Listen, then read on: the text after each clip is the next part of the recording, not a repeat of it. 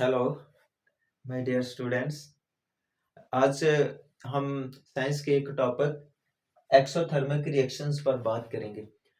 बहुत से स्टूडेंट्स जब साइंस पढ़ते हैं तो वो एक्सोथर्मिक और एंडोथर्मिक रिएक्शंस को समझ नहीं पाते और उनके लिए मुश्किल होती है। तो मैं एक आसान सा हल बताता हूँ, तरीका बताता हूँ कि जब भी आपने एक्सोथर्मिक रिएक्शंस को पढ़ना हो, याद करना हो, तो इसमें सबसे पहले इन अल्फाज पर गौर कर लें कि हमारे पास अल्फाज हैं एक्सोथर्मिक रिएक्शंस।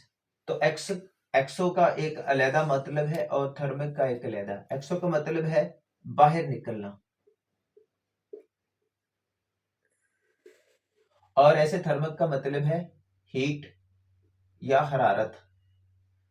तो ऐसे कोई रिएक्शंस जिनमें से हीट बाहर निकले तो उनको हम एक्सोथर्मिक रिएक्शंस कहते हैं। तो इसकी सादा सी डेफिनेशन भी यही बनेगी, मैंने यहाँ लिखी हुई है, आप मेरे साथ हैं जरा व्हाइट बोर्ड पर। तो एक्सोथर्मिक रिएक्शंस ऐसे रिएक्शंस हैं जिनमें अशिया से हीट खारिज होती है और इर्द गिर्द का इलाका गर्म हो जाता है। जलने का अमल एक्सोथर्मिक रिएक्शंस की आम मिसाल है। जलने का अमल हम सभी जानते हैं, आपके घरों में ये होता है। जब भी आग जलती है या चूल्हा जलता है तो इर्द गिर्द का माहौल गर्म हो जाता है, जो पास बर्तन पड़े होते हैं या कुछ चीजें होती हैं तो वो गर्म हो जाती हैं। तो वो इसलिए होती हैं क्योंकि जो चूल्हा जल रहा होता है उसमें केमिकल रिएक्शन होता है तो वो उसकी हीट बाहर निकलती है। इसको अगर हम मिसाल के तौर पर लेते हैं, जब हम कार्बन को ऑक्सीजन के साथ मिलाएंगे तो कार्बन डाइऑक्साइड बनेगी, जिसको हम यहाँ पर देखते हैं कार्बन प्लस ऑक्सीजन, और इससे हमारे पास कार्बन डाइऑक्साइड बनेगी। तो प्लस हीट निकलेगी, प्लस हम इसको यहाँ हीट लिखते हैं क्योंकि हीट का कोई फार्मूला नहीं, बस को वैसे हम लिख रहे हैं।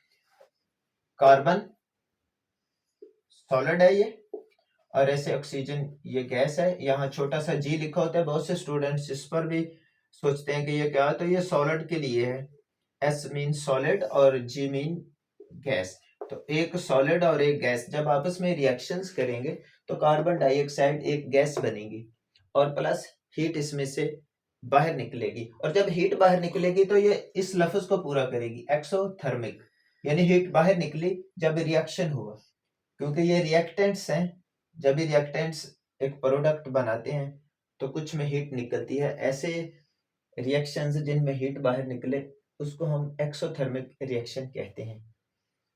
इसके हम एक दूसरी मिसाल भी देख सकते हैं। जैसे आयरन को हम सल्फर के साथ अगर मिलाते हैं तो आयरन सल्फाइड बनेगा, उसमें से भी हीट बाहर निकलेगी।